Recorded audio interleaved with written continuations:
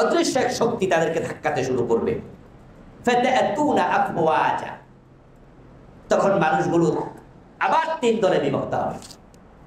3 দলে বিভক্ত হয়ে তারা আল্লাহ তাআলার সামনে জীবনের হিসাব দেওয়ার জন্য রওনা দেবে। সিনফান মুশাতা ওয়া সিনফান রুকবানা ওয়া সিনফান আলা উজুহিহিম, একদল হেঁটে যাবে, একদল আল্লাহর পাঠানো জান্নাতের গাড়িতে করে যাবে, আরেক দল আল্লাহ তাদেরকে উল্টিয়ে দেবেন, তারা মুখের উপরে হাঁটতে হাঁটতে যাবে। এই 3 দলের হিসাবটা 3 রকমে হবে। আমরা সকলে জানি এই পৃথিবী এক সময় ছিল না, এমন একদিন আসবে যখন পৃথিবীটা আর থাকবেও না। এটা নিয়ে কোনো দ্বিমত কিন্তু কারো নাই।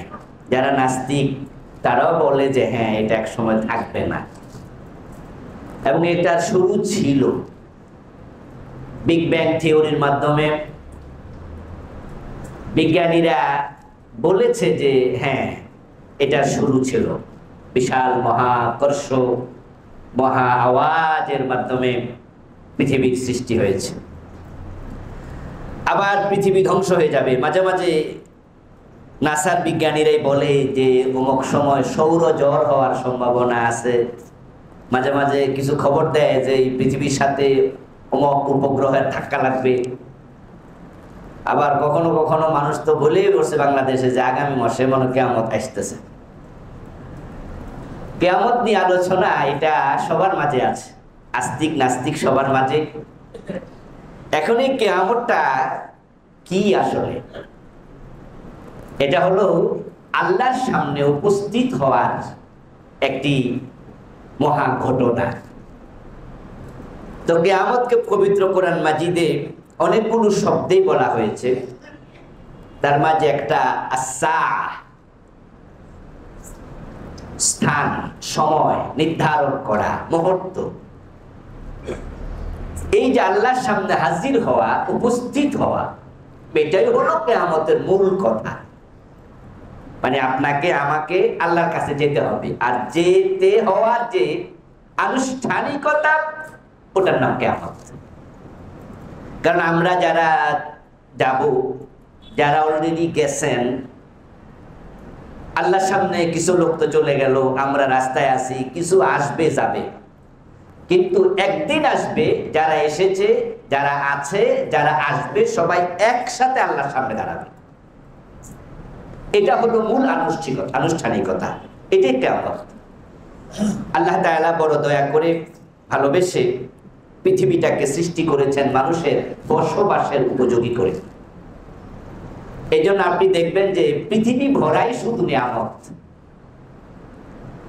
আপনি যেদিকে তাকাবেন সেদিকেই যা আছে সব আপনার জন্য। খালাকা লাকুম মা ফিল আরদি জামিআ। আল্লাহ তাআলা বলেন যে আমি, তোমরা যা দেখো যা দেখো না, যত জিনিস তিনি আল্লাহ সৃষ্টি করেছেন, খালাকা লাকুম, সবগুলো ও মানুষ তোমাদের উপকারের জন্য বানাইছেন। সবাই মিলে তোমার সেবা দিচ্ছে, টোটাল আয়োজনটা তোমার জন্য। এই চন্দ্র, সূর্য, তারকারাজি, অক্সিজেন, নাইট্রোজেন, কার্বন ডাইঅক্সাইড, আপনি যা দেখেন যা দেখেন না, সব পুরা আয়োজনটা আপনাকে কেন্দ্র করে, মানুষকে কেন্দ্র করে। আল্লাহ মানুষকে এতটাই ভালোবাসেন, এই জন্য তাদেরকে পৃথিবীতে পাঠানোর অনেক আগ থেকে পৃথিবীটাকে তিনি তৈরি করেছেন। আবহাওয়াটা এক পর্যায়ে এরকম ছিল না। সূর্য মানুষকে বিকিরণ দেয়, তাপ দেয়, এই তাপটা যেন সরাসরি মানুষের গায়ে এসে না লাগে, তাই আল্লাহ তাআলা আকাশের মাঝে লেয়ার তৈরি করেছেন। সেখানে আল্লাহর সৃষ্টি কিছু মাখলুক, যেটা আমাদের জানার বাহিরে, তারা সূর্যের আলোটাকে অতি বেগুনি রশ্মি এসে যেন আমাদের ক্ষতি করে ফেলতে না পারে বাধা দিচ্ছে। সূর্যের তির্যক আলো যদি পৃথিবীতে পড়তো, তাহলে পৃথিবী ওই আলোর কারণে ধ্বংস হয়ে যেত। বিজ্ঞানীরা বলেছে সূর্যের ভিতরে তাপমাত্রা আছে 1,40,00,000,000 ডিগ্রি সেলসিয়াস। তার মাঝে সেখান থেকে আল্লাহ তাআলা বিভিন্ন রকমের ছাঁকনি দিয়া সেকে সেকে সেকে সেকে তার যত হার্মফুল ক্ষতি করতে পারে এমন জিনিস আছে সব রেখে দুনিয়াতে মাত্র পাঠান 30, 40, 50 ডিগ্রি সেলসিয়াস তাপমাত্রা। এবং এই তাপমাত্রার সাথে আপনার জন্য নামে নেয়ামত। তাই যারা ছোট বাচ্চা জন্মের পরে দেখবেন ডাক্তাররা বলে যে এটাকে তয়লা দিয়া মোড়াইয়া মাঝে মাঝে একটু সূর্যের তাপ একটু কোলের মাঝে রাইকিয়া সকালবেলা সূর্যের তাপ দিয়ে, এবং এটার সাথে ভিটামিন ডি শুধু নামবে তা না, বরং আপনার এই বাচ্চার দেহের অনেক কিছু প্রয়োজনীয় তাপের ভিতর আল্লাহ দিয়ে দিছে, যেটা সেখান থেকে সে নেবে। সকালবেলায় আমাদেরকে বলা হয় যে ফজরের টাইমে উঠে একটু খোলা ময়দানে হাঁটবেন, দৌড়াবেন। সকালবেলার বাতাস দেহের জন্য উপকারী। আমি বলি না শুধু বাতাস নয়, শুধু সূর্যের তাপ নয়, বরং যত মাখলুক আল্লাহ বানাইছে আল্লাহকে আমি সবগুলা তোমাদের উপকারের জন্য বানাইছি। জাহাঙ্গীরনগর বিশ্ববিদ্যালয়ের একজন প্রফেসর, উনি প্রাণী বিজ্ঞানের, ডক্টর আব্দুল্লাহিল বাকি, অবসরে আছেন এখন। তো আমি উনি পাশাপাশি থাকতাম এক সময়, ওনার অফিসটা ছিল আমার বাসার পাশে। তো স্যার ইসলামপন্থী মানুষ এবং প্রাণী বিজ্ঞান নিয়ে গবেষণা করে, অনেক সিনিয়র মানুষ। তো আমি ওনাকে একবার বললাম, স্যার আল্লাহ কোরআনে বললেন তিনি সব মাখলুক আমাদের কল্যাণের জন্য বানাইছে, তাহলে কিছু পোকা আছে যেগুলো মানুষের গায়ে লাগলে গা পচে যায়, পাট খেতে হইলে পাট ক্ষেত নষ্ট হইয়া যায়, আম গাছে হলে আম গাছ খাইয়া যায়, এগুলোকে আমরা বলি বিচা পোকা। এগুলো মানুষের উপকার করে, আমি এটা বুঝলাম না, কারণ এগুলো কীটনাশক ওষুধ দিয়ে মারতে হয়। অথচ আল্লাহ বলছেন খালাকালাকুম মা ফিল আরদি জামিয়া, সব আমি তোমাদের উপকারে বানাইছি। স্যার বললেন, হ্যাঁ আপনি যা ভাবছেন আপনার দৃষ্টিভঙ্গি হয়তো এরকম, কিন্তু আল্লাহর কথাই সত্য, কারণ আমরা গবেষণা করে দেখেছি ফুড চেইন তৈরি করার জন্য পোকামাকড়ের ভূমিকা আছে। আপনি মুরগি খান, মুরগি পোকা খায়। আপনি যে পাখি যেগুলো শিকার করে করে পাখিগুলো ধরে ধরে মানুষ খায়, বাজারে বিক্রি হয়, এই পাখিগুলোর জন্য আপনি তো খাবার তৈরি করেন না। এমন কিছু মাখলুক আল্লাহ বানাইছে, এই পাখি সেগুলো খাইয়ে বড় হবে, মানুষ সে পাখি খাবে। তারপরে বললেন যে কিছু পিচা পোকা আছে তাদের জীবন চরিত্র চেঞ্জ হয়, বেঙ্গাসির মতো। শুরুতে তার পা ছিল না, টাকি মাছের মতো ছিল, পরে তার পা গজাইছে, টাকি মাছের লেজের অংশ কইরা গেছে, এখন ব্যাং লাফ দিয়া চলে। কিন্তু আপনি যে ব্যাংকে লাফাইতে দেখছেন, শুরুতে কিন্তু ব্যাংকটা 4 পাওয়ালা ছিল না, জীবন চরিত্র চেঞ্জ। বিচা পোকা এমন কিছু আছে যেগুলো পরে চেঞ্জ হইয়া জীবনের ভিন্ন চিত্রে যাইয়া তারা হয়ে যায় প্রজাপতি। আর ওই প্রজাপতিগুলো আকাশে গাছের মগ ডালে যাবে, যেখানে বসে ফুল থেকে মধু, অথবা ফুল থেকে সে মধু খাইতে যাবে অথবা ঘুরতে যাবে, তখন তার পাখার সাথে পুরুষ ফুলের পরাগ লাগবে, মহিলা ফুলের কেশরে গিয়ে ডুববে, সেখানে এইভাবে পরাগ ট্রান্সফার হবে, আর আল্লাহ আপনার জন্য তার উসিলায় ফল বানিয়ে দেবে। কারণ ফুলের মাঝে পুংকেশর চক্র, গর্ভাকেশর চক্র দুইটাই থাকে। এখন এত দূরে মগ ডালে, সেখানে পুংকেশর গর্ভাকেশর চক্রের মাঝে পরাগ ট্রান্সফার করবে কে? আল্লাহ তাআলা। এই বিছা পোকা বানাইছে, এটাই আবার প্রজাপতি, সেখান থেকে পরাগ ট্রান্সফার আর আপনার জন্য ফলমূলের ব্যবস্থা। প্রত্যেকটা সৃষ্টির পিছনে আমাদের কল্যাণ নিহিত আছে। যে সাপ দেখলে আমরা দৌড় মারি, আজকে সাপের বিষ কোটি কোটি টাকা, সাপের বিষের মূল্য, এটা থেকে ঔষধ বানানো হয়। মানুষের কল্যাণে সব আল্লাহ বানালেন, আর সে আল্লাহ কিয়ামতে সব ভেঙে দেবেন। এটা কি হলো ঘটনা? এর কারণ কি? কারণ হলো মানুষকে আল্লাহ বানিয়েছেন তার ইবাদতের জন্য, আর তামাম মাখলুকাত বানাইছে মানুষের খেদমতের জন্য। তো মানুষ যখন ইবাদত বন্ধ করে দেবে, তখন আল্লাহ বলবেন আমার মাখলুক দিয়ে তোকে আর সেবা দেব না। তখন এই পৃথিবী পৃষ্ঠদেশ আপনার বসবাসের জন্য আল্লাহ রাখবেন না, আসার মারবেন। ইজা জুলজিলাতিল আরদু জিলজালা, জমিন আবার ফেটে যাবে, বলবে না তোমার জন্য বাড়িঘর আর থাকবে না, বাড়িঘর ভেঙে পড়বে। ইজা সামাউন ফাতারাত ওয়া ইযাল কাওয়াকিবু ইনতাসারাত, আল্লাহ বলবে না সূর্য দিয়ে তোমাকে আর সেবা দেব না, সূর্য তোমার মাথার উপর ভেঙে পড়বে। মানুষ যতদিন পর্যন্ত আল্লাহর ইবাদত করতে থাকবে ততদিন পর্যন্ত আল্লাহ কিয়ামত করবেন না, মাখলুককে তাদের সেবা দিতে বলবেন, তামাম মাখলুক তার সেবা দিতে থাকবে। এজন্য প্রিয় নবীজি বলছেন লা তাকুমুস সাআতু আলা আহাদিন ইয়াকুলু আল্লাহ আল্লাহ। যতদিন পর্যন্ত পৃথিবীতে আল্লাহ বলার মতো একজন মুমিন থাকবে ততদিন পর্যন্ত কিয়ামত সংঘটিত হবে না। আল্লাহ তাআলার কাছে মুমিনের এত মূল্য, এত দাম যে একজন মুমিন থাকলে কিয়ামত হবে না। এই হাদিসের দিকে তাকালে বোঝা যায় এমন একটা সময় আসবে যেদিন তামাম দুনিয়াতে আল্লাহ বলার মতো একজন মুমিন মানুষও বেঁচে থাকবে না।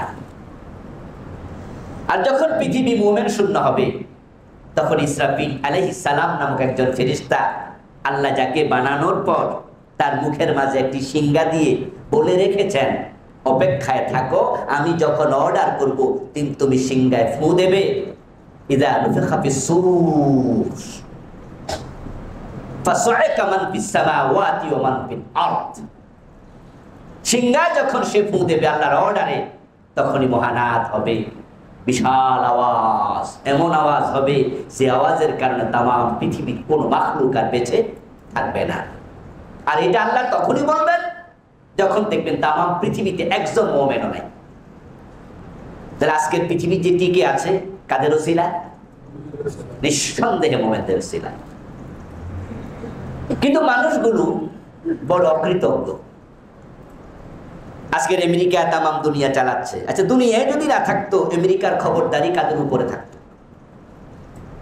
তো যে আমেরিকা, যে ইউরোপ, তামাম পৃথিবীতে আজকে ক্ষমতাধর, তাদের উচিত ছিল তাদের নেতৃত্বের প্রয়োজনে তারা মুমিনদেরকে কি করবে? প্যাট্রোনাইজ করবে, মুসলমানদেরকে বলবে তোমরা বাইসা থাকো, তোমরা রসিল, আমরা বাইসা আছি। কিন্তু তারা যেখানে মুমিন সেখানে মারে, বিভিন্ন ভাবে মারে। এবার আসেন মুসলমানদের কাছে। আমরা যারা মুসলমান আমরা তো বিশ্বাস করি কমপক্ষে যে হ্যাঁ ইমানদারদের কারণে পৃথিবী টিকে আছে। তো ইমানদারদের মাঝে ভালো ইমানদার কারা? যারা বাংলাদেশ গভর্নমেন্ট চালায়, পাকিস্তানের গভর্নমেন্ট চালায়, সৌদি আরবের গভর্নমেন্ট চালায়, রাষ্ট্রে যারা ক্ষমতায় আছে, ক্ষমতাসীনদেরকে প্রশ্ন করুন তোমরা তো মুসলমান, বলবে হ্যাঁ। তাহলে পৃথিবী টিকে আছে ভালো ইমানদারদের কারণে। হ্যাঁ, তো বলো তো তোমরা যারা ক্ষমতায় আছো তোমরা ভালো ইমানদার না হুজুররা ভালো ইমানদার? নিঃসন্দেহে বলবে যে আসলে আমরা তো নামাজ কালাম ঠিকঠাক মতো পড়ি না, তবে হুজুরদের ইমানের সাথে আমাদের কোনো তুলনা চলে না। তাহলে যেই ইমানদারের কারণে পৃথিবী টিকে আছে তাদের কমপক্ষে উচিত ছিল হুজুরদেরকে প্যাট্রোনাইজ করা, যে হুজুররা যেন ভালো থাকে, বাইসা থাকে। কিন্তু শাসকরা কি আলেমদের সাথে ভালো আচরণ করে পৃথিবীর কোন দেশে? ইসলামী দেশগুলো বাদ দেন, বাকি সব জায়গায় কাবার ইমাম পর্যন্ত মন মতো খুতবা দিতে পারে না। বরং কাবার ইমাম যদি খুতবার মাঝে তাদের দেশে সংগঠিত রাষ্ট্রীয় কোন অন্যায়ের বিরুদ্ধে কথা বলে, ওই ইমাম কি পরের জুমার পড়াইতে পারে? বরং এমন ঘটনাও ঘটেছে খুতবা চলাকালে ইমামকে অ্যারেস্ট করেছে। অথচ তারা তো জানে যে এই ইমাম হক কথা বলে কারণ তার ইমানের তেজ আছে। যার ইমান দুর্বল সে হক বলে না। তাহলে হক কথা বলে কে? যার ইমানটা শক্তিশালী। তো ইমানদার থাকলেই তো পৃথিবী থাকবে, তো শক্তিশালী লোককে আমি অ্যারেস্ট করবো কেন? বরং তাকে তো আরো দুধ কলা খাইয়ে বাঁচিয়ে রাখবে। মানুষের অভ্যাস হলো মানুষ কৃতজ্ঞ হতে চায় না। তো আল্লাহ তাআলার এই পৃথিবীতে একটা সময় আসবে যখন হক কথা বলার লোক আর থাকবে না। বরং মানুষ যখন হক বলা বন্ধ করবে সবগুলা মানুষ বোবা শয়তান হয়ে যাবে। আর হক বলা যখন বন্ধ হয়ে যাবে তখন বদ্দিন না হক তামাম পৃথিবীতে হকের জায়গা দখল করবে। তখন অবস্থা এমন হবে না হক হক মনে হবে আর হকটাকেই না হক মনে হবে। ইসলাম মানুষ আমলের বাহিরে নিতে নিতে নিতে নিতে মানুষ শুধুমাত্র কিছু কিছু ইবাদতকে ইসলাম মনে করবে। আর যেই মানুষটা পূর্ণাঙ্গ ইসলামের কথা বলবে তাকে সমাজের জন্য, রাষ্ট্রের জন্য ক্ষতিকারক মনে করবে। অবস্থা দিন দিন সেদিকে যাচ্ছে। গরিব বাবা কখনো পূর্ণ মাছ কিনে আনতে পারে না, মাঝে মাঝে মাছ আনে টুকরা মাছ। কারণ বাজারে ইলিশ মাছের টুকরা বিক্রি হয়। কারণ বাজারে গেলে দেখবেন যে মাথা বেচে, মাছের লেজও বেচে, এবং পাশেই দেখবেন যে মুরগির কলিজা বেচে, মাথা বেচে। তো গরিব বাবা পুরা মুরগি কেনার টাকা নাই, তাই তারা সেখান থেকে টুকরা মাছ নেয়, টুকরা মুরগি নেয়।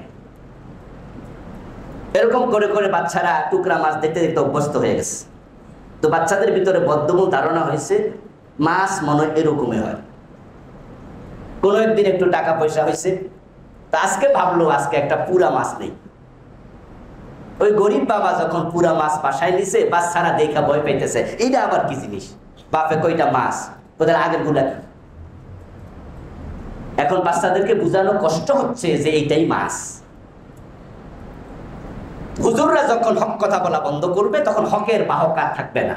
মানুষ তখন খণ্ডিত ইসলাম ইসলাম মনে করবে, আর যে পুরা ইসলামের কথা বলবে উল্টা তাকে দোষারোপ করবে। তখন তারাও দুনিয়া থেকে বিদায় নেবে, হক চলে যাবে। একটা পর্যায়ে আল্লাহ তাআলা তাকিয়ে দেখবেন তামাম দুনিয়াতে প্রকৃত অর্থে মুসলমান খুব একটা আর নাই। قال النبي صلى الله عليه وسلم يأتي على الناس زمان يجتمعون في المساجد ليس فيهم مؤمن। এমন জামানা আসবে মানুষগুলো মসজিদে নামাজ পড়বে জামাতের সাথে, কিন্তু ইমাম মুয়াজ্জিন মুসল্লি একটারও ঈমান থাকবে না।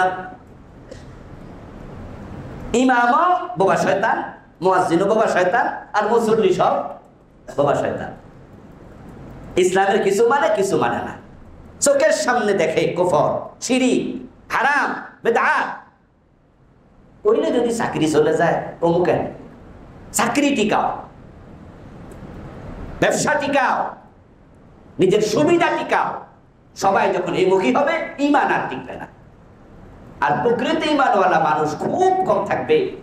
ইয়ামাত থেকে আল্লাহ তাআলা তখন তামাম পৃথিবীতে একটা বাতাস ছেড়ে দেবেন। এত বড় আয়োজন অল্প কিছু মুসলমানের জন্য আর দরকার নাই। আল্লাহ তাআলা তাকিয়ে দেখবেন তামাম বাংলাদেশের দিকে মানুষ আছে 20 কোটি 25 কোটি, মুসলমান আছে 100 জন, ইমানদার 100 জন। তামাম ইন্ডিয়াতে মানুষ আছে 100 কোটি, ইমানদার 50 জন। তামাম সৌদি আরবে মানুষ 12 কোটি, ইমানদার 200 জন। এরকম আল্লাহ তাআলা তাকায় দেখবেন যে তামাম দুনিয়াতে মুসলমান এখন আর নাই, খুব কম। ইয়ামান থেকে একটা বাতাস ছেড়ে দেবেন। সহিহ মুসলিম আছে قال النبي صلى الله عليه وسلم ان الله يبعث ريحا من اليمن الين من الحرير فلا تدع من كان في قلبه مثقال حبة من الإيمان إلا قبضته। ওই বাতাসটা রেশমি কাপড়ে যেমন কোমলতা থাকে, প্রিয় নবী বলেন বাতাসটা হবে আরো কোমল, খুবই সুন্দর স্নিগ্ধ একটি বাতাস আল্লাহ ছেড়ে দেবেন। এই বাতাস যার অন্তরে সরিষা পরিমাণ ঈমান আছে তার গায়ে লাগার সাথে সাথে ওই লোকটা মরে যাবে। এই বাতাসটার কারণে ঈমানদার আর বাঁচবে না। এইটাকে আল্লাহ আজরাইল বানায় পাঠাবে, এটাই মালাকুল মউত। এই বাতাস পৃথিবীর চারদিকে লাস্ট সীমান্তে পৌঁছার সাথে সাথে তামাম দুনিয়াতে ঈমানওয়ালা একজনও বেঁচে থাকবে না। পৃথিবী ক্লোজ ঈমানের দিক থেকে। এখন ঈমানদার আর কেউ নাই। তো যারা বেঁচে থাকবে তারা আবার বুঝবে না। হতে পারে বাইতুল মুকাররম মসজিদের যিনি খাদেম তিনি ঈমানদার, অথচ খতিবের ঈমান নাই। তো খাদেম গেছে মইরা, খতিব জানাজার নামাজ ইমামতি করছে। হতে পারে এই মসজিদের ইমাম সাহেবের ঈমান আছে, মুয়াজ্জিনের নাই। ইমাম সাহেবের মৃত্যু, মুয়াজ্জিন ইমামতি করবে। মানুষ মনে করবে মৃত্যু তো সবাইরই হয়, উনারও হয়েছে, কিন্তু বাতাসের কারণে হয়েছে এটা কেউ বুঝবেই না। আল্লাহ তাআলা যখন এইভাবে তামাম দুনিয়া থেকে মোমেনদেরকে নিয়ে নেবেন, তখন ইসরাফিলের আল্লাহ তাআলা দিকে তাকিয়ে বলবেন, ইসরাফিল আর দেরি করা দরকার নাই, তুমি সিংহায় ফু দিয়ে দাও। কিয়ামতের পর্ব হবে তিনটি। তিন পূর্বে মূলত কিয়ামত অনুষ্ঠিত হবে। আল্লাহ তাআলা বলছেন ওয়ান্না সাআতা আতিয়াতুন লা রাইবা ফি, যে কিয়ামতের কথা এতক্ষণ বলা হলো, দুনিয়ার মানুষ শোনো, কিয়ামত নিশ্চিত, এতে কোনো সন্দেহ নাই, এটা হবেই। কিয়ামত কি যা দাক্কাতিল আরদু দাক্কা, কিয়ামত মানে হলো পৃথিবীকে বড় মাপের ধাক্কা দেয়া হবে। ইদা রুজ্জাতিল আরদু রাজ্জা ওয়া বুসাতিল জিবালু বাসসা ফাকানাত হাবাম বাসসা, তামাম পৃথিবীকে ভেঙে ছুঁড়ে আল্লাহ তাআলা বলছেন যে আমি শেষ করে ফেলব, একাকার করে দেব, সব কিছু শেষ। তাহলে যারা বেঁচে আছিল ওই মানুষগুলো, তারা কারা? সবগুলো বেঈমান। এই জন্য প্রিয় নবী বলছেন লা তাকুমু সাআ ইল্লা আলা শিরারিন নাস, কিয়ামত সংগঠিত হবে সবচেয়ে নিকৃষ্ট মানুষের মাথার উপর। ভালো মানুষ দুনিয়া থাকতে কিয়ামত হবে না। কিয়ামতের আলোচনা কোরআন মাজিদের অসংখ্য আয়াতে। তো সাহাবাদের মাঝে কিউরিসিটি থাকতো, তাহলে কিয়ামত কবে হবে? তাই তারা প্রিয় নবীর কাছে এসে প্রশ্ন করতেন। আল্লাহ তাআলা বলেন ইয়াসআলুনাকা আনিস সাআ, হে নবী, তারা আপনাকে এসে জানতে চাইবে যে কিয়ামতটা কবে। আইয়ানা মুরসাহা, কোন দিন হবে? কুল, আপনি বলেন ইন্নামা ইলমুহা ইনদা রাব্বি, কিয়ামত হবে এটা সত্য, তবে তার ইলম আমার আল্লাহ ছাড়া কারো কাছে নাই। কিয়ামত কবে হবে এটা আল্লাহ তার নবীকেও জানান নাই। এটা কি অনিশ্চিত জিনিস। প্রিয় নবী সাল্লাল্লাহু আলাইহি সাল্লামের সময় এমন হয়েছে যে তিনি আকাশ মেঘাচ্ছন্ন দেখে একবার ঘরে ঢুকেন, আরেকবার বের হন, আরেকবার ঢুকছেন, আরেকবার বের হচ্ছেন, অস্থির। পরে বৃষ্টি শুরু হওয়ার পরে তিনি স্থির হয়ে বসলেন। জিজ্ঞাসা করা হলো, ইয়া রাসূলুল্লাহ, আপনি এরকম অস্থিরতা দেখালেন। রাসূলুল্লাহ বলছেন, কিয়ামত কবে হবে জানি না তো, আকাশের অবস্থা খারাপ দেখে ভাবলাম আবার এখনই কিয়ামত শুরু হয় কিনা। টেনশন করতেন তিনি। আল্লাহ তাআলা নবীকেও কিয়ামত জানান নাই। লা ইউজাল্লিহা লিওয়াক্তিহা ইল্লা হু, এটা আল্লাহ নিজে শুধু জানেন। এমন 5টি বিষয় আছে যে 5টি বিষয়ের ইলম আল্লাহ দুনিয়ার কাউকে দেন নাই। যে 5টি বিষয়কে বলা হয় উম্মুল গায়েব, গায়েবের মা, মূল গায়েব। তার মাঝে একটা হচ্ছে কবে কিয়ামত হবে। ইন্নাল্লাহা ইনদাহু ইলমুস সাআ ওয়া ইউনাজ্জিলুল গায়স ওয়া ইয়ালামু মা ফিল আরহাম ওয়া মা তাদরি নাফসুম মাযা তাকসিবু গাদা ওয়া মা তাদরি নাফসুম বিআইয়ি আরদিন তামুত। 5টা বিষয়। বৃষ্টি কবে হবে কেউ জানে না, মায়ের পেটের বাচ্চা অবস্থা কি কেউ জানে না, ভালো হবে না মন্দ হবে, হায়াত কত হবে, চোর হবে না হাজী সাহেব হবে, কালো হবে না সাদা হবে, সৎ মানুষ না অসৎ মানুষ, মায়ের পেটের বাচ্চার ব্যাপারে কেউ জানে না। বিস্তারিত সব কিছু একমাত্র জানেন আল্লাহ, এবং ইনি কাউকে এটা বলেন না। আরেকটা হচ্ছে কিয়ামত কবে হবে, বৃষ্টি কবে হবে, মায়ের পেটের বাচ্চার অবস্থা কি, আর খাবার আপনি কি খাবেন, একটু পরে খাবেন, খাওয়ার জন্য বসেছেন, খেতে পারবেন কিনা আপনি জানেন না। আরেকটা হল মৃত্যুর স্থান। এই 5টাকে বলা হয় উম্মুল গায়েব। রাসূলুল্লাহ সাল্লাল্লাহু আলাইহি সাল্লামকে জিবরিল আমিন একবার এসে কিছু প্রশ্ন করেছিলেন মানুষের সুরত ধরে। তার মাঝে একটা প্রশ্ন তিনি করলেন, মাতা সাআ, হে রাসূল, কিয়ামত কবে হবে? রাসূলকে প্রশ্ন করেছিলেন ঈমান কি? রাসূল বলেছেন ঈমান মানে এই। ইসলাম কি? ইসলাম মানে এই। হুজুর কিয়ামত কবে? আল্লাহর হাবিব জবাব দিলেন, বাল মাসউলু আনহা বিআলামা মিনাস সাইল। আপনি যাকে জিজ্ঞাসা করলেন কিয়ামত কবে হবে, প্রশ্নকারী যেমন এই বিষয়ে জানে না, উত্তরদাতাও জানে না। তাহলে কিছু মানুষের যে ভুল ধারণা আছে রাসূল গায়েব জানে, এই আয়াতগুলো প্রমাণ করে আল্লাহ না জানাইলে রাসূলেও জানে না। গায়েবের মালিক একমাত্র আল্লাহ, তিনি জানাইলে রাসূল জানতেন। তো কিয়ামত কবে হবে এটা আল্লাহ রাসূলকেও জানান নাই, প্রিয় নবী এটা জানেন না। তবে তিনি বলেছেন, বুইস্তু আনা ওয়াস সাআ কাহাতাইন, শোনো, আমি এবং কিয়ামত এভাবে পাশাপাশি, অর্থাৎ আমার পরে আর কোনো নবী নাই, আমি শেষ নবী, আমার শেষ নবুয়ত, এটা কিয়ামতের একটা বড় আলামত। বরং তোমরা কিয়ামত মানে আল্লাহর সামনে হাজির হওয়ার প্রস্তুতি নাও। কিয়ামতকে ভয় পাওয়ার কিছু নাই, কারণ যে মরে যায় তার কিয়ামত হয়ে যায়। মান মাতা ফাকাদ কামাত কিয়ামাতুহু, আপনি মরে গেছেন তো আপনার কিয়ামত হয়ে গেছে। তো যেটা অনিবার্য সেটা ভয় পেয়ে লাভ কি? ভয় পাওয়া মূল কথা নয়, বরং প্রস্তুতি নেওয়া হলো মূল কথা। কারণ কিয়ামতের মূল পর্বই হলো আল্লাহর সামনে হাজির হওয়া। এক সাহাবী প্রিয় নবীকে প্রশ্ন করছেন, ইয়া রাসূলুল্লাহ মাতা সাআ? ফাকালা ওয়াইহাক মা আদাদতা লাহা? ক্বালা মা আদাদতু লাহা ইল্লা আন্নী উহিব্বুল্লাহ ওয়া রাসূলাহু। ক্বালা আনতা মা মান আহবাবতা। তো সাহাবীও প্রশ্ন করলেন, ইয়া রাসূলুল্লাহ কিয়ামত কবে হবে? আমি একটু জানতে চাই। প্রিয় নবী সাল্লাল্লাহু আলাইহি সাল্লাম বললেন, এই মিয়া, কিয়ামত কবে হবে জানতে আসছো না? শোনো, তুমি কি বোঝো কিয়ামত? কিয়ামত মানে কি? আল্লাহর সামনে হাজির হওয়া। প্রস্তুতি নাও, আল্লাহর সামনে কিভাবে জবাব দেবে সেটা। আর জানতে যেহেতু আসছো, আমার মনে হয় তোমার প্রস্তুতি ভালো। কি প্রস্তুতি নিয়েছ আমাকে একটু আগে সেটা বলো। মা আদাদতা লাহা, প্রস্তুতি কি? ক্বালা মা আদাদতু লাহা ইল্লা আন্নী উহিব্বুল্লাহ ওয়া রাসূলাহু। সাহাবী জবাব দেন, ইয়া রাসূলুল্লাহ, আসলে প্রস্তুতি নাই, তবে একটা প্রস্তুতি আমি শক্ত করে নিলাম। সেটা হলো আল্লাহ এবং তার রাসূলের ভালোবাসা কলবে এমন ভাবে বসাইছি, আমি আপনাকে এবং আমার রব আল্লাহকে খুবই ভালোবাসি। এতটুকু প্রস্তুতি আমি নিয়ে রাখছি যে আপনাকে খুব ভালোবাসি, আল্লাহকে খুব ভালোবাসি। আল্লাহর হাবিব অতটুকু শুনে আবার বললেন, যাও বাড়ি যাও, আনতা মা মান আহবাবতা, তুমি যাকে ভালোবাসো তোমার হাসর তার সাথেই হবে। ওই সাহাবী তখন খুশি হয়ে গেলেন। তাহলে বোঝা গেল কিয়ামতের আলোচনার মূল অংশ কানসুক নয়, কাহিনী শোনা নয়। আলোচনার মূল অংশ হলো আল্লাহর সামনে জীবনের হিসাব দেয়া, প্রস্তুতি নেয়া। আল্লাহ তাআলা কিয়ামত করবেন, এটা সত্য।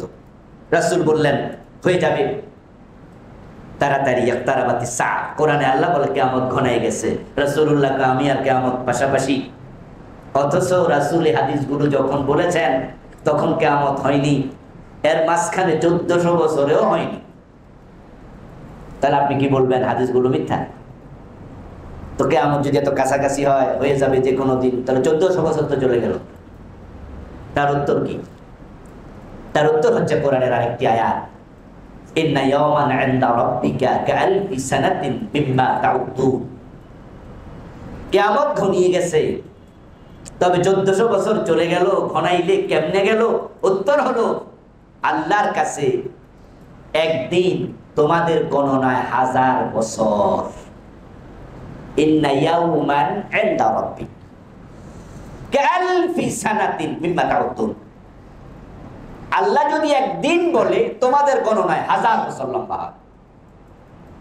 তো রাসূলুল্লাহ সাল্লাল্লাহু আলাইহি ওয়াসাল্লামকে আল্লাহ বলেছেন যে কিয়ামত হয়ে যাবে, এটা এসে গেছে 2 দিন পরে 3 দিন পরে।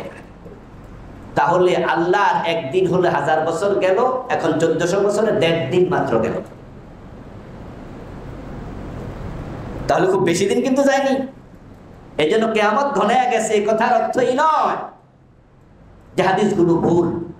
তাহলে 1400 বছর চলে গেল, আল্লাহর কাছে মাত্র 1.5 দিন গেল।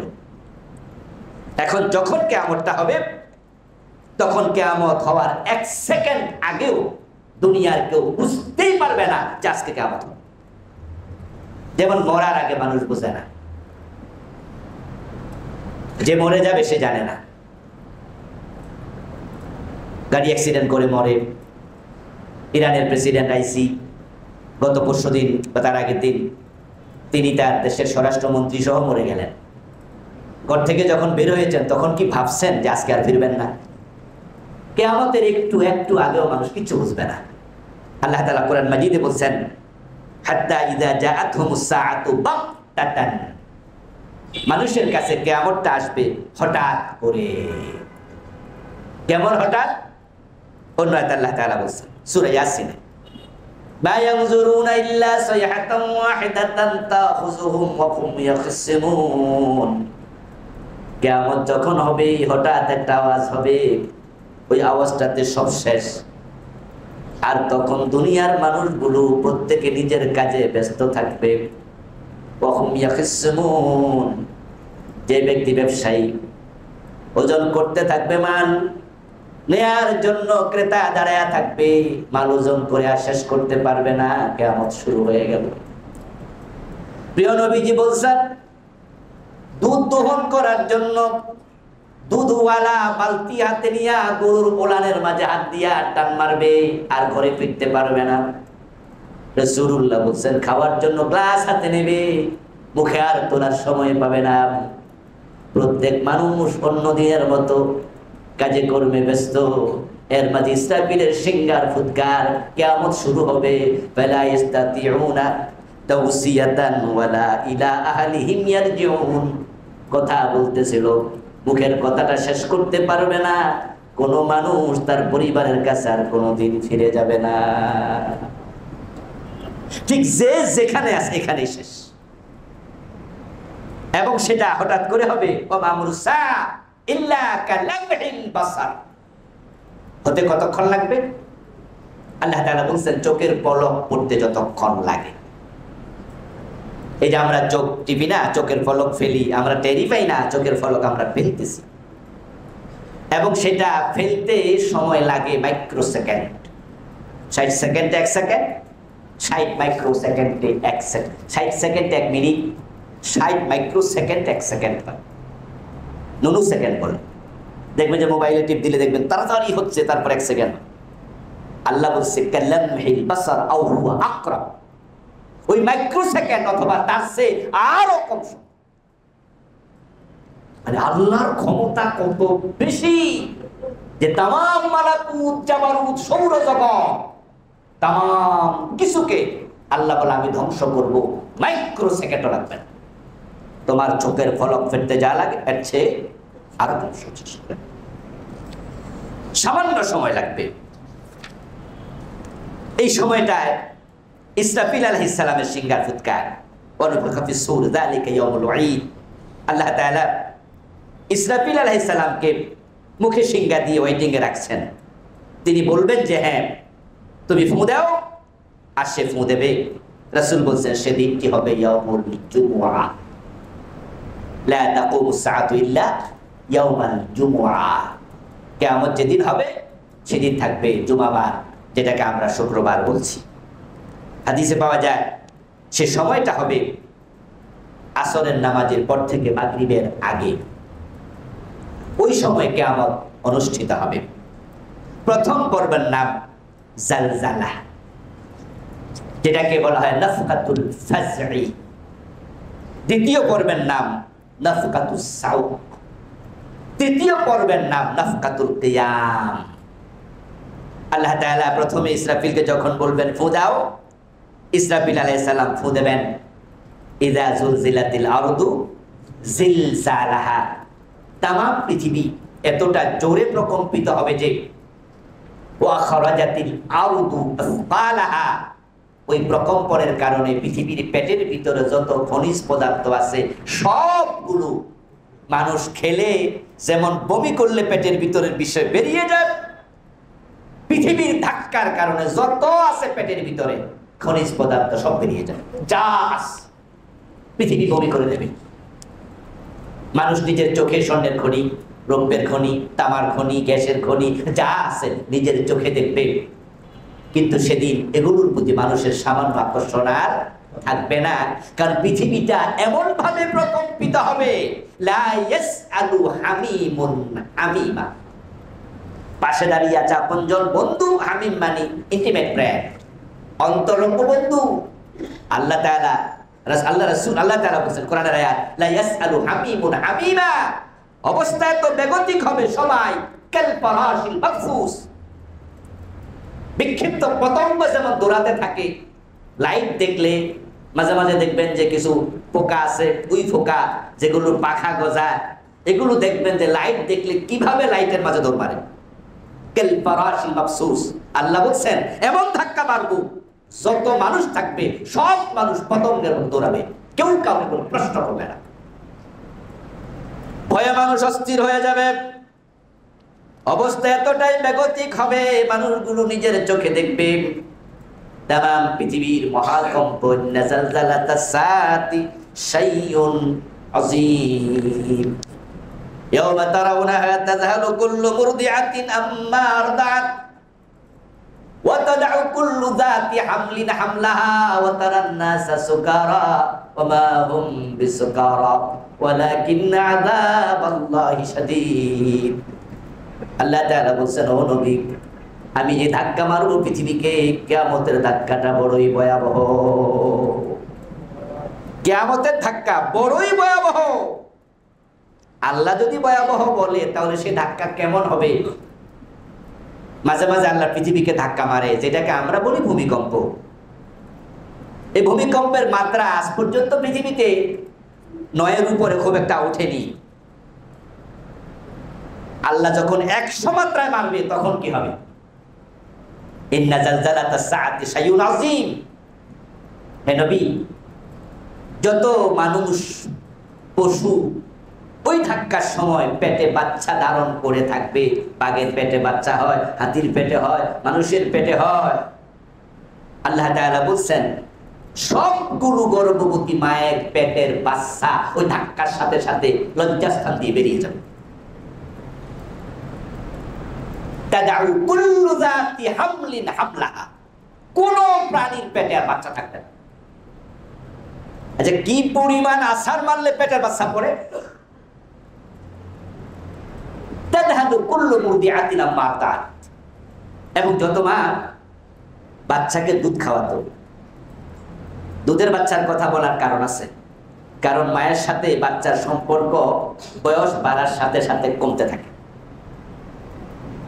এই জন্যই আমরা বাচ্চা যখন বড় হয় তখন তাকে আমরা দূরে পড়তে দিতে পারি, কিন্তু বাচ্চা যখন ছোট থাকে মায়ের আঁচলের তলে বসে থাকে।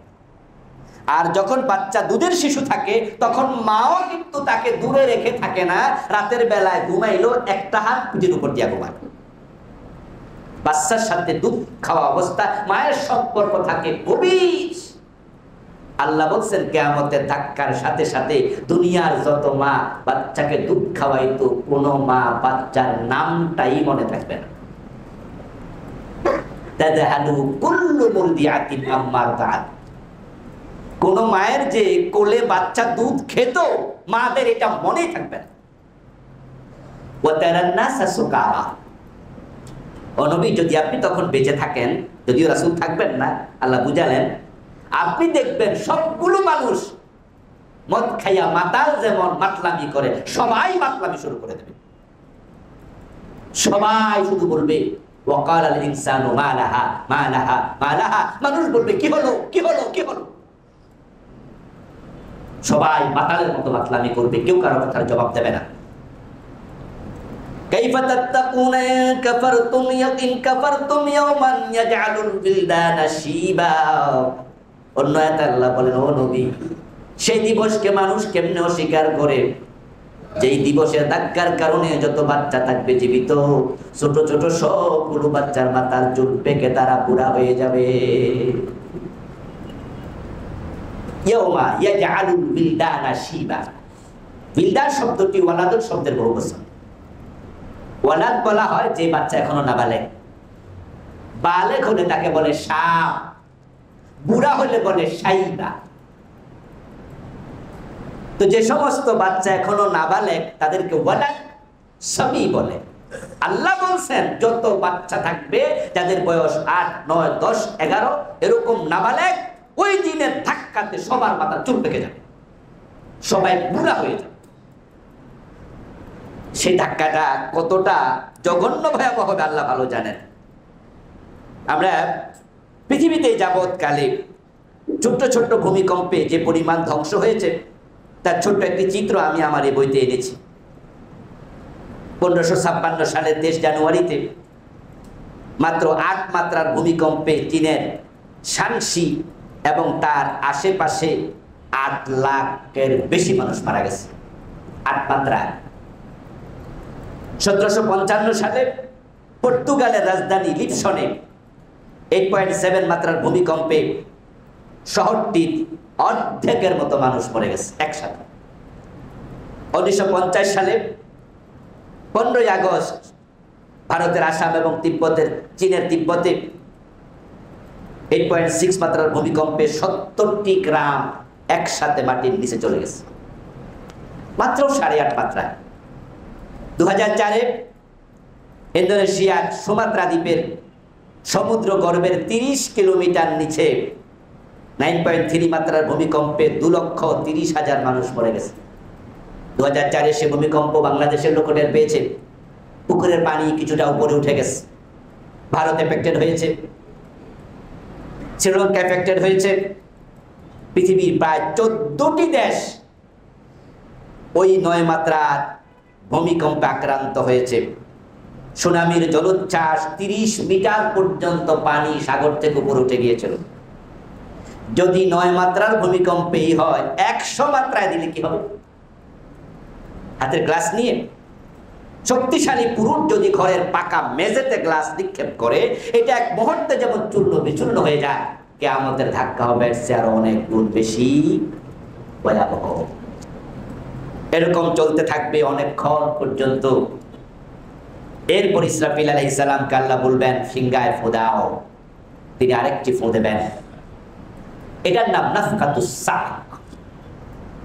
এই ফুয়ের কারণে যা সামাউন ফাতারাত, এবার আকাশ ফেটে যাবে। ওয়াইদাল কাওয়াকিবু ইনতাসারাত, আকাশ ফেটে যাওয়ার পরে আকাশে যত নক্ষত্র আছে, চন্দ্র সূর্য তারকা, যত গ্রহ উপগ্রহ আছে, একটা তারকা আকাশে আর থাকবে না। সবগুলো তারকা পৃথিবীর উপর আশ্রে পড়বে। আসলে কিয়ামত হওয়ার জন্য এত তারকা পড়া লাগে না, কারণ আমরা জানি যে সূর্য একটু নিচের দিকে আসলে তার তাপে তো তামাম সৌরজগৎ শেষ হয়ে যাবে। এত বড় সূর্য পৃথিবীর চেয়ে 13 লক্ষ গুণ বড়, এটা পৃথিবীর উপরে পড়বে কেমনে? পড়ার জায়গায় তো নাই। অথচ সূর্যের চেয়ে কোটি গুণ বড় তারকা আকাশে আছে। কাওকাবুনের বহু বছর আল্লাহ বলছে তারকা যা আছে সব পড়ে যাবে, একটার পর একটা পৃথিবীর দিকে পড়বে। তখন পৃথিবীতে বসবাসের উপযোগিতা থাকবে না। তামাম পৃথিবী জ্বলে পুড়ে ছাই ভস্ম হয়ে যাবে, সব শেষ। শুধু জমিনটা নয়, আকাশ পর্যন্ত সব শেষ। মালাকুত জাবারুত কিচ্ছু থাকবে না, সব কিছু শেষ হয়ে যাবে। ইয়াউমা নাতমিস সামা কাতাইয়িস সিজিল লিল কুতুব, আল্লাহ বলে বইয়ের পাতা যেমন ভাঁজ করে এইভাবে ধরা হয়, আসমান জমি সবটাকে আমি একসাথে ভাঁজ করে ফেলব। অন্য হাদিসে পাওয়া যায় আল্লাহ ডান হাতে নিয়ে নেবেন সবটাকে, তামাম সৌরজগৎকে ডান হাতের ভিতরে তিনি ঢুকিয়ে ফেলবেন বইয়ের পাতার মতো ভাঁজ করে। ফাসাইকা মান ফিস সামাওয়াতি ওয়া মান ফিল আরদ, আল্লাহ বলছেন তখন পৃথিবীতে আসমানে যত মাখলুক আছে, ফামাতা, সব মাখলুক শেষ, কিচ্ছু আর নাই। দ্বিতীয় ফুৎকারের পরে সব এভরিথিং সব শেষ। কুল্লু শাইইন হালিকুন ইল্লা ওয়াজহু, একমাত্র আল্লাহ, তিনি ছাড়া আর কিচ্ছু নাই। আওয়াজ নাই, আওয়াজ করার মতো কোনো প্রাণীও নাই, ইভেন বাতাসটাও নাই। হুয়াল আউয়ালু ওয়াল আখিরু ওয়াস যাহিরু ওয়াল বাতিনু, তিনি ছিলেন, তিনি আছেন, তিনি থাকবেন, শুধু তিনি, তিনি ছাড়া আর কিচ্ছু নাই, শুধু আল্লাহ আছে। ওয়ায়াবকা ওয়াজহু রাব্বিকা যুল জালালি ওয়াল ইকরাম। এইভাবে চলে যাবে 40 বছর। পরবর্তী ফুৎকারের আগে 40 বছর চলে যাবে। এই 40 বছরে আল্লাহ ছাড়া কেউ থাকবে না। তাহলে যিনি, যে সমস্ত লোকেরা কিয়ামতের দিন মারা গেল, তারাও হাসরের ময়দানে ওঠার আগে কবরে থাকা লাগবে কত বছর? 40 বছর। এই জন্য কবরের আযাব তাদেরও হবে। এখন প্রশ্ন হতে পারে, আদম আলাইহিস সালামের ছেলে কাবিল, সে জাহান্নামী, হাবিলকে হত্যা করেছিল, সে কাফের ছিল, তো সে কবরের আযাব পেল তখন থেকে এ পর্যন্ত। আর কিয়ামতের দিন যারা মারা গেল তারা পাইল মাত্র 40 বছর। তাহলে কি তার আযাব বেশি হয়ে গেল না? তার উত্তর হলো, আল্লাহ তাআলা অল্প সময়ে বেশি শাস্তি দেওয়ার ক্ষমতা আল্লাহর আছে। এবং আমরা জানি জেলখানায় 1 মাস থাকা আর রিমান্ডে 7 দিন থাকা কোনটা কঠিন? যারা বোঝেন একটু বলেন। রিমান্ডটা কঠিন না? এজন্য রিমান্ড যাদের দেয় তারা কয় মনে মনে তাড়াতাড়ি রিমান্ড শেষ হয় না কেন? তো রিমান্ড শেষ হলে কি সারা পেয়ে যায় নাকি? আর রিমান্ড শেষ হলে জেলে যাবে, তখন যারা জেল সম্পর্কে অভিজ্ঞ আছে ওরা কয় জেলই ভালো, গোসলের সুযোগ আছে, খাওয়ার সুযোগ আছে, থাকার সুযোগ আছে। আর রিমান্ডে তো টর্চার হয়, মেন্টাল টর্চার, শারীরিক টর্চার। রিমান্ডটা কষ্টের, রিমান্ডের 1 দিন, জেলখানার 1 মাস। আর আপনাকে যদি রিমান্ডে সারাক্ষণ দাঁড় করায় রাখে অথবা হাত বেঁধে ফ্যানের সাথে ঝুলাইয়া রাখে, আর আপনাকে বলা হয় এভাবে ঝুলিয়ে রাখবে 1 ঘন্টা অথবা তোমার জেলখানায় পাঠাইয়া জেল দেবো 1 মাস, আপনি বলবেন যে হাত ঝুলাইয়া রাখবেন ফ্যানের সাথে 1 ঘন্টা, আমার এর দরকার নাই, 1 মাস জেলই ভালো। তাহলে কম সময়ে কঠিন শাস্তি দুনিয়াতেও দেওয়া যায়, আখিরাতে সম্ভব। 40 বছর যাওয়ার পরে আল্লাহ তাআলা এবার ইসরাফিলকে সবার আগে তৈরি করবেন, তৈরি করে আবার সিংহাটা তৈরি করবেন, করে ইসরাফিলের মুখে আল্লাহ সিংহা দেবেন। সিংহা দিয়ে ইসরাফিলকে আবার বলবেন, ইসরাফিল তুমি সিংহায় ফুৎকার করো। তবে মূল ঘটনার পরিপূর্ণ সমাপ্তির আগে কোরআন মাজিদে ভিন্ন একটু আলোচনা আছে, সেটা হচ্ছে ইল্লা মান শা আল্লাহ। সবাই মরে যাবে কিন্তু আল্লাহ যাকে চান। এই শব্দের ব্যাখ্যা এই জন্যই করতে হয়, ইমানের এখান থেকে একটু খোরাক পাওয়া যায়। সেটা হলো এই মহাপ্রলয়ের মাঝেও আল্লাহ যাকে চান তাকে বাঁচাবেন। প্রিয় নবীজি বলছেন তখনও বেঁচে থাকবে 8 জন ফেরেশতা যারা আল্লাহর আরশকে কাঁধে নিয়ে দাঁড়িয়ে আছে। বেঁচে থাকবে 4 জন ফেরেশতাদের সর্দার, জিবরিল, মিকাইল, ইসরাফিল, মালাকুল মউত, এ 12 জন। এত প্রলয়ের ভিতরে তাদের কিছু হবে না। আল্লাহ তাআলা তখন জিবরিল আমিনকে প্রশ্ন করবে, জিবরিল কে বেঁচে আছে? মান বাকিয়া জিবরিল, মান বাকিয়া ইয়া জিবরিল, ও জিবরিল কে বেঁচে আছে বলো। অথচ আল্লাহ জানেন কারা কারা বেঁচে আছে। এরপরও জানতে চাইবেন, জিবরিল আমিন রিপোর্ট করবে আরশ বহনকারী ফেরেশতারা আছে এবং আমরা 4 জন বেঁচে আছি, আর আপনি আর কেউ নাই, তামাম মাখলুকাত শেষ। এবার আল্লাহ তাআলা বলবেন, মালাকুল মউত যাও আরশ বহনকারী 8 জনকে তুমি হত্যা করো, যান কবজ করো। আরশ বহনকারী ফেরেশতা 8 জনকে মালাকুল মউত মৃত্যু দিয়ে দেবেন। এবার আল্লাহ তাআলা বলবেন, জিবরিল কে বেঁচে আছে বলো। তখন তিনি বলবেন যে আল্লাহ আমরা 4 জন। তো আল্লাহ তাআলা বলবেন, ইসরাফিলে যান কবজ করো। খুশ নাফসা ইসরাফিল সুম্মা মিকাইল, তারপর বলবেন মিকাইলে যান কবজ করো। তারপর আল্লাহ তাআলা বলবেন, মুতিয়া মালাকাল মাউত, হে মৃত্যুর মালিক ফেরেশতা আজরাইল তুমি মরে যাও। এবার আজরাইলও চলে গেল। আল্লাহ এবার জিবরিলকে প্রশ্ন করবেন, মান বাকিয়া ইয়া জিবরিল, জিবরিল কে বেঁচে আছে? এবার জিবরিল বলবে, হে আল্লাহ আপনি ছাড়া আর আমি ছাড়া কেউ নাই, শুধু আপনি আছেন আর আমি আছি। আল্লাহ বলবে, ইয়া জিবরিল লা বুদ্দা লাকা মিন মাউতিক, হে জিবরিল তোমাকেও তো বাঁচিয়ে রাখা হবে না, তোমাকেও মরতে হবে। এবার আল্লাহ জিবরিলকে মৃত্যু দেবেন, জিবরিলও শেষ, শুধু আল্লাহই আছেন। ইসরাফিল আলাইহিস সালাম জীবিত হলেন, আবার ফুৎকার হলো। ফুৎকার হওয়ার পরে এবার যত মানুষ পৃথিবীতে এসেছে আল্লাহ তাআলা প্রত্যেকের কবরকে খুলে দেবেন। ওয়াইদাল কুবুরু বুসিরাত আলিমাত নাফসুম মা কদ্দামাত ওয়া আখারাত। এবার আল্লাহ তাআলা সব মানুষকে তাদের কবর থেকে তুলবেন। প্রিয় নবীজি বলেছেন, মানুষ যখন কবরে যায় পুরা দেহ পচে যায়, তবে তার মেরুদণ্ডের হাড্ডির শেষ অংশ আল্লাহ তাআলা এটাকে মাটির সাথে মিশিয়ে রাখেন। এটাই হলো মিনহা খালাকনাকুম ওয়া ফিহা নুঈদুকুম ওয়া মিনহা নুখরিজুকুম তারাতান উখরা। ওই অংশ থেকে আল্লাহ কুন বলবেন, ফায়াকুন, সব মানুষ আবার আগের মতো মায়ের পেট থেকে যেমন দুনিয়া এসেছিল ঠিক অনুরূপ তারা কবর থেকে উঠবে। হুফাতান উরাতান গুরলা, গায়ে কাপড় নাই, মাথায় ছাতা নাই, পায়ে জুতা নাই, এবং যত মানুষ পুরুষ খতনা করানো হয়েছিল যখন উঠবে তখন খতনা করানো আর থাকবে না, আবার নতুন করে কবর থেকে সবাই উঠবে। ওঠার পরে অদৃশ্য এক শক্তি তাদেরকে ধাক্কাতে শুরু করবে। ফাতাতুনা আফওয়াজা, তখন মানুষগুলো আবার তিন দলে বিভক্ত হবে। তিন দলে বিভক্ত হয়ে তারা আল্লাহ তাআলার সামনে জীবনের হিসাব দেওয়ার জন্য রওনা দেবে। সিনফান মুশাতা ওয়া সিনফান রুকবানা ওয়া সিনফান আলা উজুহিহিম। একদল হেঁটে যাবে, একদল আল্লাহর পাঠানো জান্নাতের গাড়িতে করে যাবে, আরেক দল আল্লাহ তাদেরকে উল্টিয়ে দেবেন, তারা মুখের উপরে হাঁটতে হাঁটতে যাবে। এই তিন দলের হিসাবটা তিন রকমে হবে। ইনশাআল্লাহ আমরা পরবর্তী জুমাতে আল্লাহ যদি সুযোগ দেন আমরা বাকি অংশের আলোচনা শুনব। আর তার সারাংশ হলো আপনার প্রস্তুতি। কারণ কিয়ামত হবে, চলে যেতে হবে, এটা বড় কথা নয়। আল্লাহর সামনে দাঁড়িয়ে হিসাবটা ঠিকঠাক মতো দিতে হবে, এটাই হলো বড় কথা। আল্লাহ তাআলা কিয়ামতের আলোচনা থেকে আমাদের সকলকে আখিরাতের প্রস্তুতি গ্রহণ করার তৌফিক দান করুন। আমিন। আসসালামু আলাইকুম ওয়া রাহমাতুল্লাহি ওয়া বারাকাতুহু।